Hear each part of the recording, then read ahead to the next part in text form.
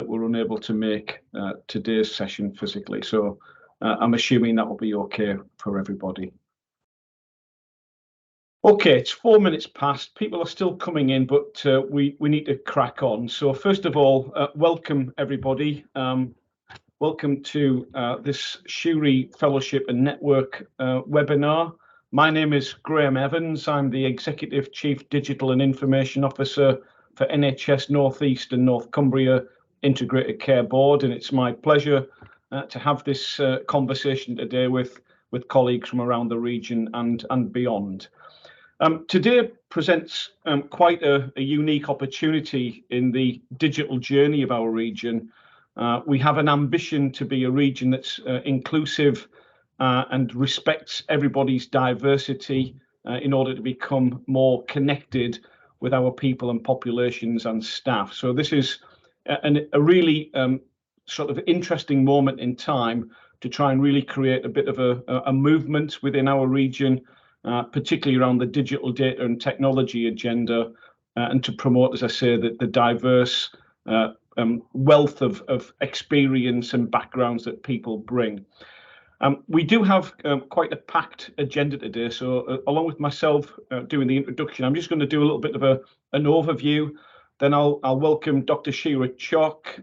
Shuri is one of the founders of the Shuri Network, if not the founder of the Shuri Network, and a leading light in this particular part of our important agenda. We're then going to hear from a number of colleagues that have had recent experience of the fellowship to listen to their thoughts, ideas, challenges and opportunities. And then we have an opportunity then to ask questions and seek some clarification about the programme itself and what it can mean in terms of its opportunity. There's a session at the end around any questions, and if necessary, we'll put some contact details into the chat if that's okay. So if that makes sense, colleagues, what I'll try and do is very quickly just do an overview of our digital journey before I hand over to Shuri about some of the specifics of the Shuri Fellowship itself. So if you'll bear with me, and I am known for my PowerPoint presentations, but hopefully this will make some sense. So in essence, as a region, we have had a digital strategy since December 2020. And at that time, that was actually the second version of an ambitious strategy that we set for the integrated care system. But we very soon recognised that the strategy itself had some elements of opportunity that needed to be reinforced, not least the fact that shortly after we published the National Data Strategy and then the Department of Health and Social Care published the Data Saves Lives strategy, that weren't fully reflected in our ambitious digital data and technology strategy. On top of that, because the Integrated Care Board only became a legal entity last July, we didn't even have a regional strategy. So in December just gone, December 2022, the Integrated Care Board and its system produced the Better Health and Wellbeing for All strategy, which really now gives us what we're calling the true north, something that we're all aiming for collectively. So what we're doing now is to add some of those directions and priorities into a refreshed digital and data strategy, which is currently being drafted and led by my colleague Maria Williams, who's on today's call. We'll include the national data activities. We'll put in a very significant section around digital inequality, and we'll also start to add some chapters around what good looks like, how we raise levels of digital maturity, protect our digital assets through security systems, how we align data, and how we become more inclusive. A key component of that being the digital data and technology workforce. As a consequence of that, we will also be working on an input to the 5-year joint forward plan, which will set the ambitions for our region over the next 5 years. We are the largest of the 42 integrated care systems in the country, but we now have this ambitious programme of work that's been described within our strategy. There are 4 key goals that we're working towards. We want to give people longer and healthier lives. We want to reduce inequality by providing fairer outcomes for all. We want to increase and improve our health and care services. And fundamentally, we want to give children and young people the best possible start in life. Those goals are underpinned by a series of deliverables or metrics and a set of enablers, one of the key enablers being digital and data. As I mentioned at the beginning, we had a strategy that came out in 2020, and we had 5 key themes in that strategy: creating the essentials, connecting our systems and services, empowering people, how we learn and how we improve.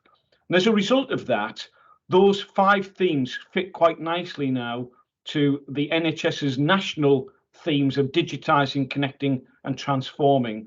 So our ambitions going forward are listed on the screen. I'm not going to go through these line by line, but I will pick out one, which is about creating a strong pipeline of upskilling and recruiting and collaborating for the benefit of our staff. So this really sets a trajectory of improvement and workforce development. This is a very, very busy slide, but what it tries to do is illustrate those goals and how it links to a set of portfolios, programs and projects which are currently taking place across the northeast and North Cumbria. And if we consider the enabler of technology and data, it actually connects to each and every one of those programs. So we are now clearly dependent on digital data and technology and the workforce that supports the delivery. As I've mentioned, the strategy that we've got will then be updated in the next few weeks, and that will link to a set of themes or priorities that we work within our digital programs across the region. Those themes result in a set of projects, and those projects are many of the programs that colleagues from the region will know about. A couple of examples: the Great North Care Record, some of our laboratory information management improvements, diagnostic service improvements, and so on. What we want to do now is take those programs and we'll well govern them. So we've got a very robust and mature governance of digital programs in the region. But the digital and technology component will only be effective if we ensure that our processes and our people are fully aligned. And it's the people bit that today's conversation is all about. How we look at the roles that work within digital data and technology, and how we can then include more people in driving that agenda forward. The world of digital data and technology is awash of opportunities now. We've got so many roles in informatics, security, data, technology, that this is such a tremendous point in time that we really want to offer the Shuri fellowships, not just to think about the traditional clinical roles, but how we can expand the fellowship opportunity for informatics, digital data and technology roles in the broader spectrum of services that we provide. We now know that digital data is becoming mission critical to the health and care system. We need to make sure that all health and care staff have a basic level of digital data and analytics skill and capability. We want to make sure that we can try and increase levels of user self-sufficiency. But in terms of some of the things that we've already done, we've established an informatics skills development network in the last 12 months. We've just created an accredited analytics academy, which we're now rolling out currently. And today is the announcement of the regional Shuri fellowship opportunity and allowing people to become more involved in the Shuri network. So I've mentioned about inclusion and diversity. It's all about ensuring people have fair treatment and a tremendous opportunity.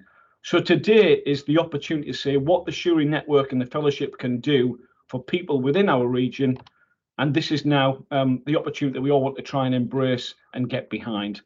So without further ado, I'm going to welcome my colleague, Dr. Shuri Network, just to give a further update in terms of the specifics around Shuri and the fellowship itself. Shuri, thank you. Thanks very much, Graham. Hi, everyone. My name is Shuri Network, and I'm the chair and co-founder of the Shuri Network, and I'm also a GP in East London. I'm afraid I don't have any slides in contrast to Graham, but the Shuri Network is really excited about working with NENC and with Graham, with Sam Allen and colleagues in NENC to launch the first ICS Shuri Digital Fellowships. So I wanted to tell you a little bit about how the Shuri Network started. We are 4 years old, and we are the only network that specifically focuses on supporting women from ethnic minorities in health and care to succeed and thrive in digital careers. I remember the idea for the network came to me about 4.5 years ago.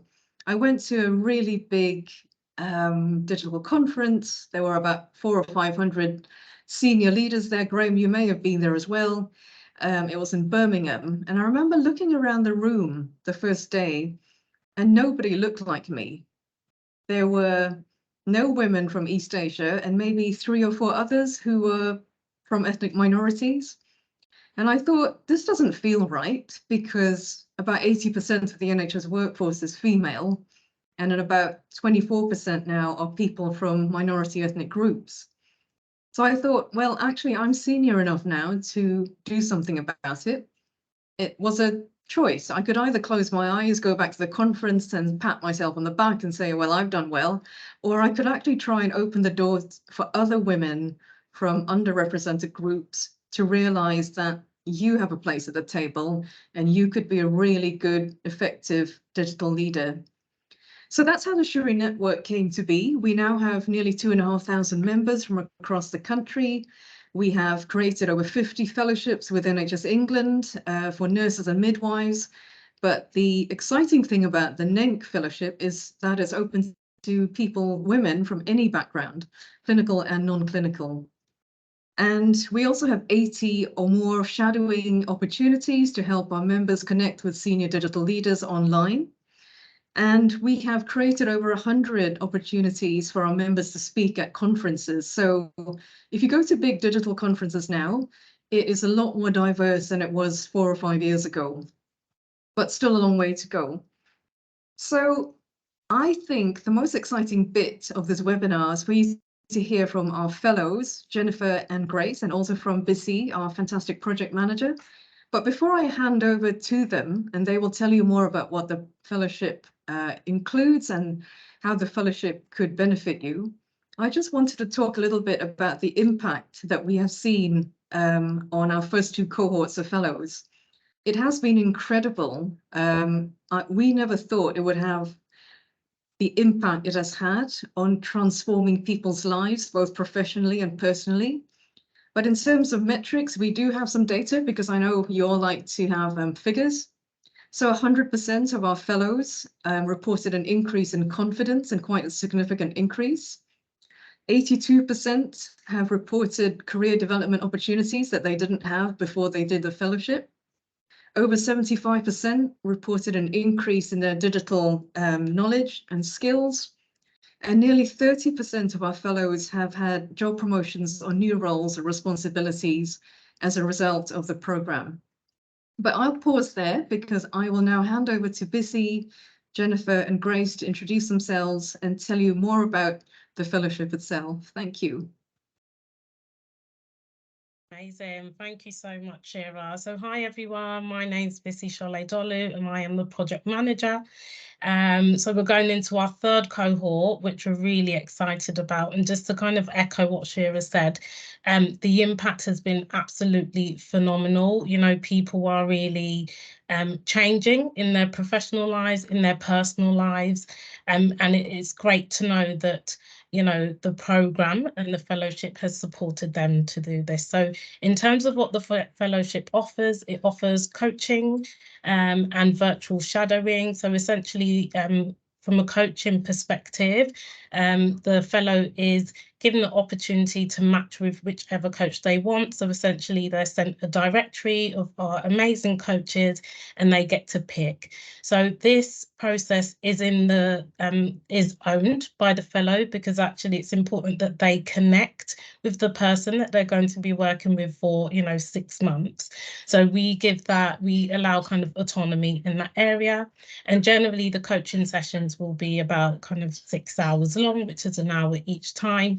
And we're expecting that you send through like reflections. So for us, it's really important that, you know, the conversations that are had are reflected upon. In terms of the virtual shadowing, that's done via the HexiTime platform. I'm not sure if anyone is familiar with that platform, but essentially we've got a host of senior leaders and people working in informatics across kind of the NHS and outside of the NHS who have decided to offer their time. So essentially you go onto the HexiTime platform and you kind of select a couple of people who you would like to virtually shadow. The shadowing's been absolutely fantastic, and we've had, you know, quite significant opportunities fall out of that. So one of our fellows from our last cohort has the opportunity to be part of a podcast, supporting, you know, maternity and kind of health inequality. So again, you know, without that platform, she wouldn't have been identified to support with that. It also offers peer support, and you'll hear from Grace and Jennifer a bit later on in terms of, you know, having that community of people who are all kind of, you know, asking similar questions. And that's really, really important if you are a clinician who's decided to maybe step outside of your typical clinical role into the digital space. But then also you can learn. It provides the opportunity to learn from each other, to learn from us, etc. It also provides the opportunity to have some educational events. So we're really, at the start of the programme, we do a training needs analysis. So we ask all of our fellows, what would you like to achieve from this fellowship? And essentially what we do is gather all of that data and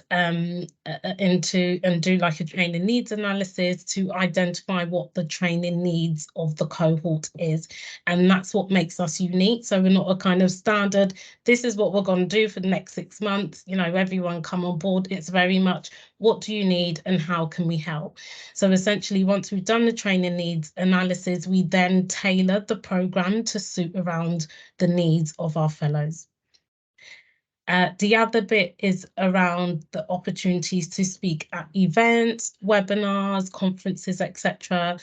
So as time goes on and we get to know the fellows, and as opportunities come in, we give fellows the opportunity to opt in to support with conferences, etc. Hence why we've got Grace and Jennifer who have kindly opted in to help us with the webinar today. So there's a lot more it offers in terms of what it does for you personally, and really that kind of in-depth look into yourself as an individual. But from a fellowship point of view, I'll kind of stop there so we can hear from Jennifer and Grace, and then later on I could talk through the application process. So I'll hand over to Jennifer first. So hi everyone, thank you for having us on the call. So my name is Jennifer Intiamwa, and I'm a midwife by background, but currently work as a digital project manager for the London region. And I guess if I talk about my own story and why I joined the fellowship, so it was actually recommended to me by one of my colleagues, and I had a read of the profile and just thought, why not give it a try? Because I was essentially in a part of my career where I'd considered leadership, but leadership just very generally. So not quite sure what that would look like, didn't have any specific like career roles in mind. So came in very open and receptive, I guess, to the network, and just open to learn. So the initial part is to, I guess, put your application in, so put your best foot forward. And then once I found out I was successful, we got the coaching profile, and the main part was to pick a coach. So for me personally, in terms of coaching, I think coaching is very different to like mentoring or counseling, in that it's less prescriptive. So it's very much guided by what us as a fellow wanted to get out of the session. So I went on to pick my coach, had 2 connecting sessions and decided to go with one coach.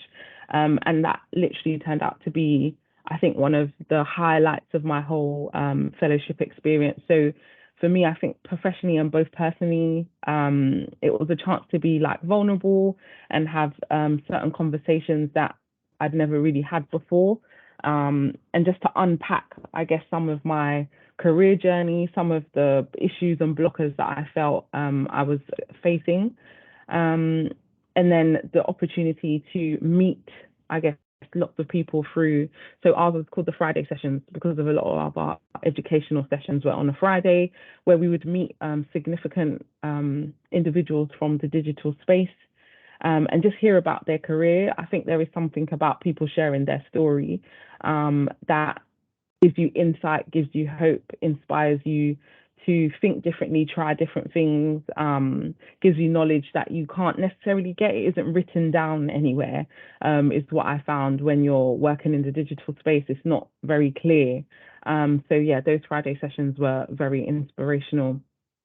But just overall, I'd say from my experience, not taking up too much time of the fellowship, it has helped me to be a lot more confident and get myself out there. So for me, I have written a blog post that featured on the NHS London region intranet. And then I've also done briefing sessions, so spoken about my experience as a Shuri Fellow, and done a number of webinars to kind of support and open that door and encourage others to take the plunge to join.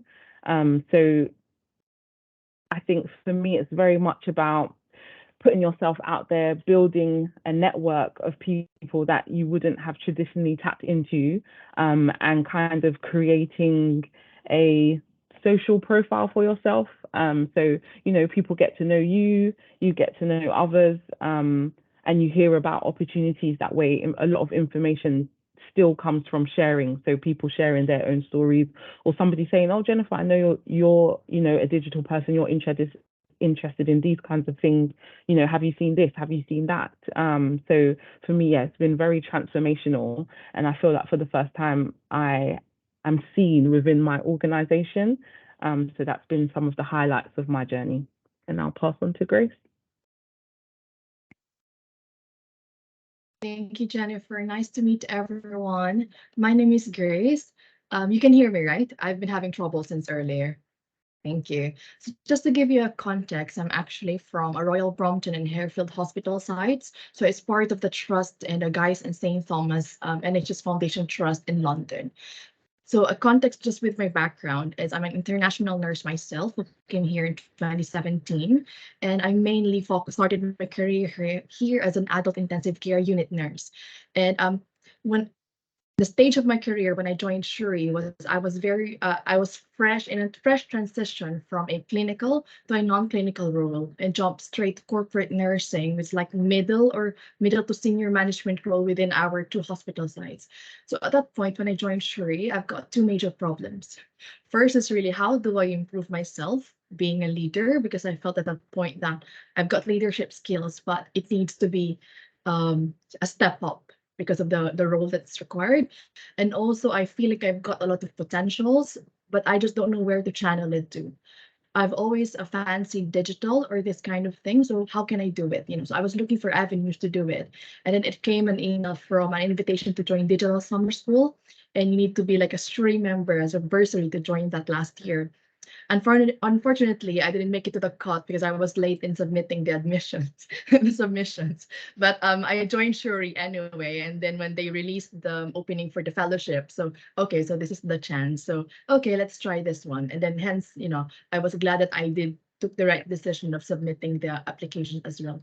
What struck me is that they're very it's a flag bearer for uplifting women and in minority ethnic background, because I said I'm a woman, yeah, that's a tick. I'm in a minority health background, this kind of thing. So I've ticked all of those things. Okay, I will do this one. And coming to the Shuri with those 2 problems, you know, it helped me a lot, especially in those educational sessions on leadership. As what BC said, what we offer is very bespoke, so it will depend on the training needs analysis. So I'm very happy that my needs are actually has transpired to whatever was given in our educational sessions. I learned about how to implement change, how to influence people, how to speak publicly. There was one speaker who said, how do you increase your currency as a person? What are the skill sets that you need? And I was a bit worried at first because I'm not purely in digital in my role. I am a preceptorship lead and stuff. So I'm worried about that. But actually what I've learned is there's a lot of transferable skills that was taught in improving my leadership skills. And also I started to become involved in digital projects in our hospital. So I was, doing our internet, and then just recently after the Shuri fellowship, I was tasked to be relieved of 2 days of my week to help roll out our Apollo or Epic system. So that came out from the Shuri as well. So I feel like unofficial nursing information officer in that sense, and all other corporate digital leading roles as well. So that was passed on to me, which is very great. Also, the second one in coaching that improved a lot in my confidence, because I got the protected time to really stop and reflect, which sometimes when I was new in the role, I've got a lot of tabs open in my mind, and I just have to keep going, like, chop, chop, chop, chop. But then I've got that 1 hour of stopping and just focusing back to myself. I've got my line manager who does the appraisal and stuff, but I think in coaching, the difference with the mentor, isn't it? Like, they give you out questions. They won't give you answers, but my coach will just guide you on how do you get there on those kind of questions. So that really intrigued me. It challenged me. It put me back to my pedestal to say, like, oh, actually, yes, I've got things that I can do. Building confidence, how do I assert myself to other people? So everyday skills, I still use those reminders that we've talked about in coaching in my day-to-day professional life. Second, in the shadowing, I was given an opportunity as well to become one of the ambassadors for Hexatime. So, it gave me a lot of time to network to a lot of people. What I told them is that I see it as like a one-stop shop. Like, it's like a spider web of connection. I was just talking to somebody from Health Education England, and all of a sudden I found myself talking to 20 people already. I was asked to observe in the advanced planning, decision making at a national level, things that I haven't heard before. If I am, of course, containing my trust, I didn't know the priorities from a national point of view. And also, I came there, I talked at one point in an analyst. So I told him my question about work, the logistics, how do I do it, So he taught me how to do things in a Microsoft, something like that. So, it's like a one-stop shop for me. And my main takeaway really is I started to improve my communication skills, which is very needed in my everyday job. But I can talk now to everyone. Can be a good thing or a bad thing, but I felt like I can talk to executives and this kind of thing. So it did really give me very tangible results and my capacity to influence change, especially not only new starters, but also, people who've got who's important, to talk to for buy-ins for the programs that I'm involved with. So really tangible results. I feel like I talked a lot. I've got the tendency. So. Oh, amazing. Thank you so much, Grace. So just before we talk about the application, is it worth just asking, does anyone have any specific questions around Shira's, Jennifer's, Grace's or mine's comments? It's probably worth just bringing them in now before we talk through the application. So just jump in. Someone raised their hand and now it's gone. I think it was Marceline, but I may be wrong. Yeah, it was me. Thank you for sharing your stories, both Grace and Jennifer. That was really inspiring and good to hear. I know Grace touched a little bit on it in terms of having protected time. So I'm just a little bit curious, Jennifer, how did you juggle your midwifery career and being a fellow? What were your main challenges? Thank you. On mute, Jennifer. Jennifer.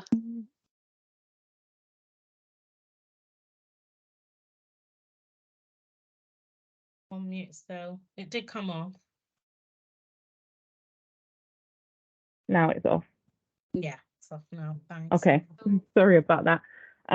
So what I would say is to get the right support. So for me, somebody needs to mute themselves.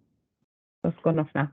So for me, it's something that I discussed with my line manager and actually got it written down in one of my objectives as something that I wanted to do, so that my organization were committed essentially to giving me that time, because you really do need the time to, one, go to as many sessions as you can, to take time to also reflect on what has been discussed, on where you reflecting on your own journey, essentially, so that you can really think about what are the issues that you have, what do you want to get out of the fellowship.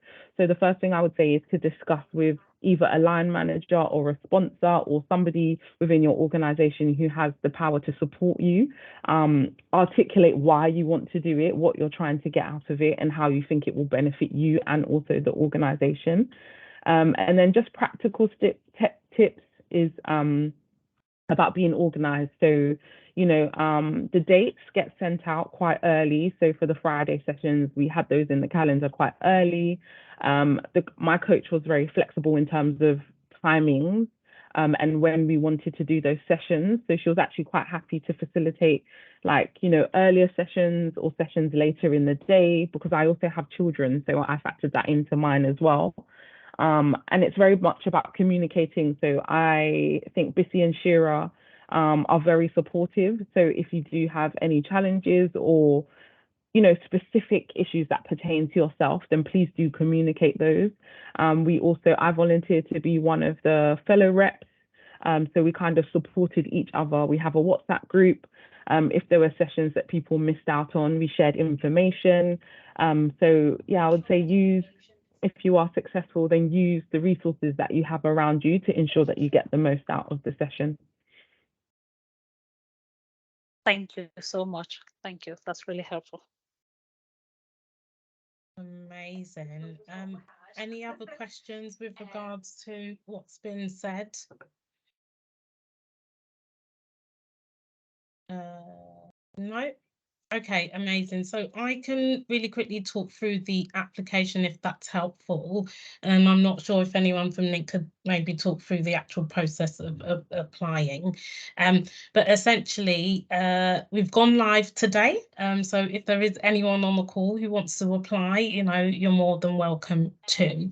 So in terms of the application form, last year we had 136 applicants, which was a lot of applicants, and we had space for about, 37 or so. So it's quite a few people we need to reject. So and obviously it might be a little bit different within the region. However, in order for your application to stand out, it's really important that you kind of understand what your needs are. So we ask specific questions around what are your coaching requirements. So understanding what coaching is, I think, would be quite helpful for that question, as well as being really honest about the challenges you're currently facing and how you think the Shuri Network and the fellowship can support with that. There's some other questions around your personal interests. So again, is it career development? Is it digital capabilities? Is it equality, diversity and inclusion? What elements of improvement would you like to be incorporated within the program? So I think it's really important to use the word. So we say to kind of write 200 words about it. I would say use up the words because the more you get in there, the better. For us, it's really important to lift as you climb. So it's absolutely crucial that when we ask about, how can you support the Shuri Network, please be very honest about how that can be done. So we had some really it's a network, so obviously all the support we can get is absolutely fantastic, but being really honest, if you've got networks, connections, if you don't really know how to help but you're happy to be guided by us, just be completely honest and reflect that within the application. It launches today and it will close on the 9th of June, and we're hoping to get back to all the applicants by the 7th of July. So I'm not sure if anyone from Link maybe wants to talk through. I think someone's put in the chat the link, which is helpful. Graham? Yeah, thanks, Bissy. I've just put the link into the chat for colleagues in case they have missed it, but you've described the process perfectly. If in doubt, I've also put my email address in the chat if people want an informal conversation in advance of an application. But you know, this is a tremendous opportunity, as everyone said. So please grasp it with both hands. Thanks, Busy. Thank you. And I mean, at the start, we do ask that there is a manager's agreement form that can be completed. So if you feel like you're not getting any support, we do have that form for you to kind of give to your manager to ensure that you get the support and protected time that you need to continue on the fellowship, because part of this program is obviously working on the project, and actually having that dedicated time to do so would be crucial.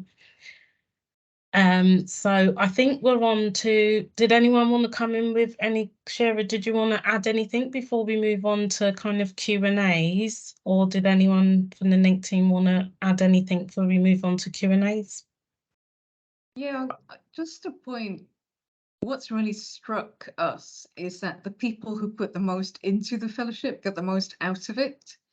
We can't stress that enough. So, you know, people like Jennifer and Grace taking the time to speak to future applicants, people writing blogs, talking about the network and the fellowship to their teams or their trusts or their organizations. It's really quite startling. So being active rather than a passive passenger is really critical, because I think that sets the tone for the rest of your career, to be honest. And if you want to be a successful leader in the NHS, you've got to be willing to get stuck in, get your hands dirty, and to do what it takes to support your team, your colleagues, your project, whatever it is you're working on.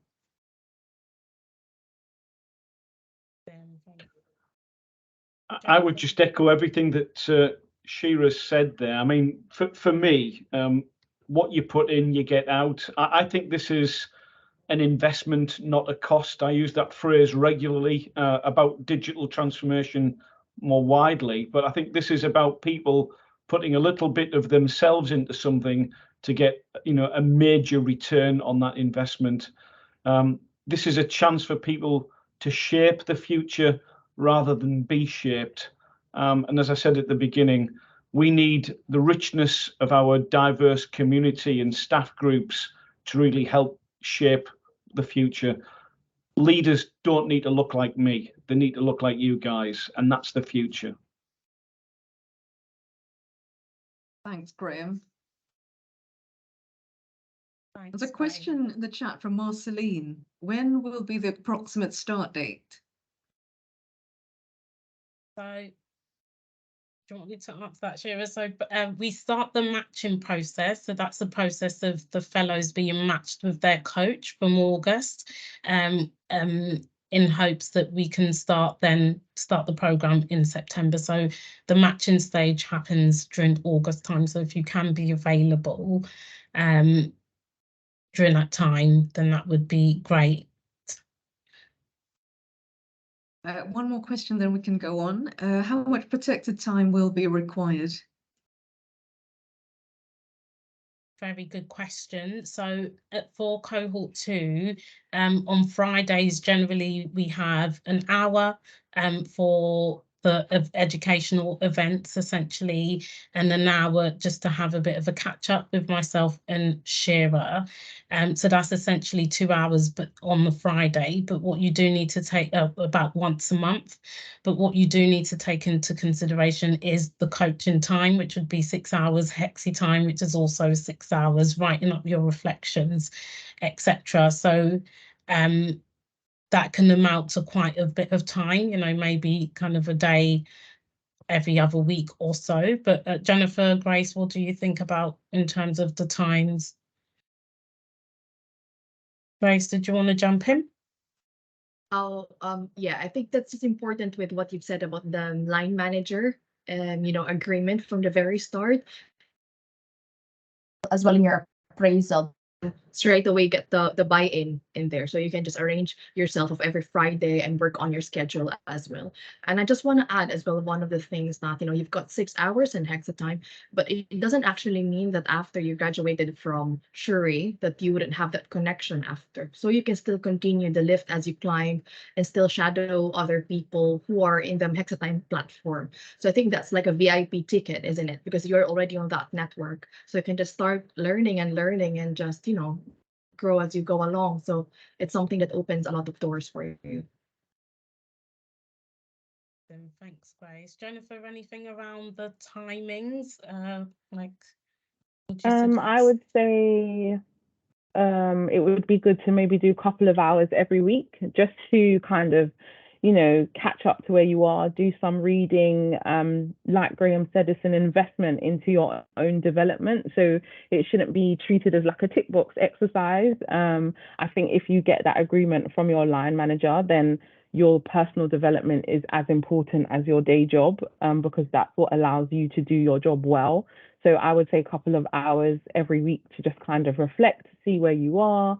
And a bit like Grace said, you just never know the opportunities that may come your way. So for me, it's actually, now that I'm a member of the Shuri Network, is something that I've also put on my objectives for this year, so that I get protected time to like come to webinars, speak to people, do things like that. So I think it's about essentially letting your team, your manager, everybody know that this is something that you're doing going forward, not just, over the 6 months, but this is something you're doing, you'll want to develop in, this is an area you really want to grow in. So that can just be a part of your, I guess, your story and your journey.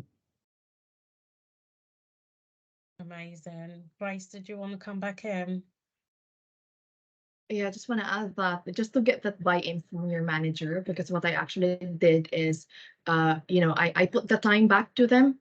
Like, okay, I just put up an offer. I'm gonna teach you digital skills. For example, I've put schedules of Microsoft Forms, tutorials, Microsoft, getting the most of Microsoft PowerPoint, basics of internet editing. So I put it out there, and I've got quite a few sign-ups from my team.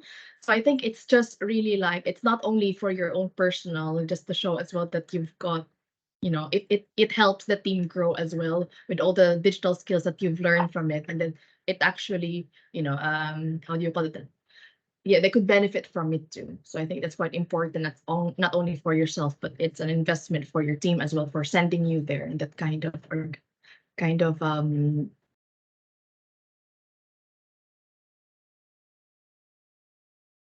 Thanks so much, Grace. So yeah, absolutely, as Grace and Jennifer has said, the learning from the fellowship is absolutely translated back into the clinical environment. So that buy-in for management is really, really crucial, just to enable you to really get the most out of the fellowship. Are there any other questions at all?